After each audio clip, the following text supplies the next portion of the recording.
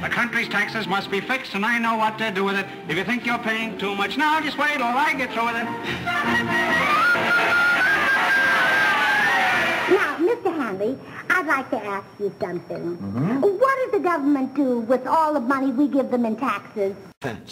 They have financed and profited from every war since World War I without concern for humanity.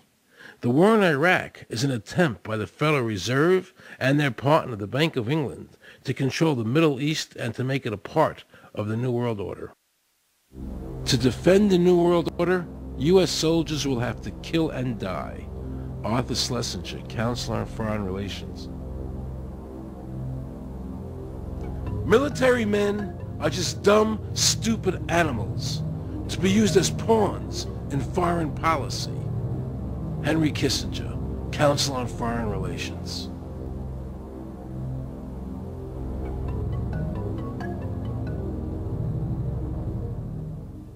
Now let's listen to this quote by Robert Reich, a member of President Clinton's cabinet and one of his most trusted advisors.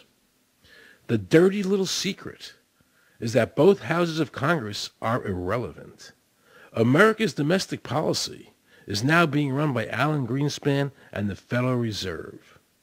America's foreign policy is now being run by the International Monetary Fund.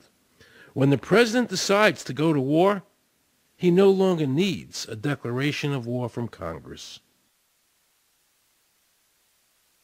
Dr. Carol Quigley, professor from Georgetown University, who was also President Clinton's mentor, said in his book, Tragedy and Hope, the powers of financial capitalism had a far-reaching aim, nothing less than to create a world system of financial control in private hands, able to dominate the political system of each country and the economy of the world as a whole. And then President Clinton's Deputy Secretary of State, Strobe Talbot, said, in the next century, nations as we know it will be obsolete. All states will recognize a single global authority. All these supposed free trade agreements, NAFTA, GATT, CAFTA, are truly nothing more than the governments of the world and the central banks working together to create a one-world government. They are not free trade. These treaties are government-managed trade, and they are destroying the American worker as a nation. We are grateful to the Washington Post, the New York Times, Time Magazine, and other great publications whose directors have attended our meetings and respected their promises of discretion for almost 40 years. It would have been impossible for us to develop our plan for the world if we had been subjected to the lights of publicity during those years. But now, the world is more sophisticated and prepared to march towards a world government. The supranational sovereignty of an intellectual elite and world bankers is surely preferable to the national autodetermination practiced in past centuries. David Rockefeller, a member of the Council on Foreign Relations, actually believes that we would be better off if he and his bank of friends ran the world.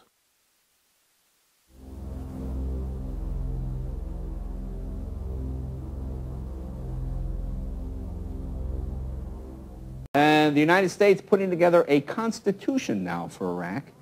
You know, why don't we just give them ours? I mean, think about it. It served us well for over 200 years, and we don't appear to be using it anymore, so what the hell?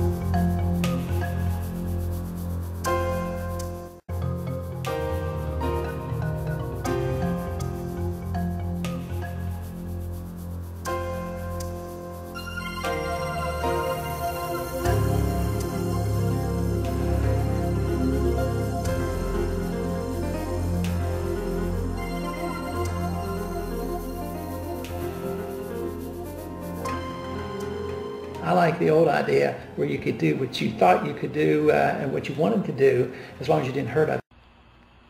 My question to you, and I don't expect you to answer it, just think about it in your head. How bad do things have to get before you do something? Do they have to take away all your property? Do they have to license every activity that you want to engage in? Do they have to be throwing you on cattle cars before you start to say, now wait a minute, I don't think this is a good idea? How long is it going to be before you finally resist and say, no, I will not comply, period? That's a different answer for each person. Ask yourself now, because sooner or later you're going to come to that line, and when they cross it, what are you going to say? Well, okay, cross this line. Okay, now cross that line. Okay, now cross this line. And pretty soon you're in a corner. Sooner or later you've got to draw a line and stand your ground, whether anybody else does or not.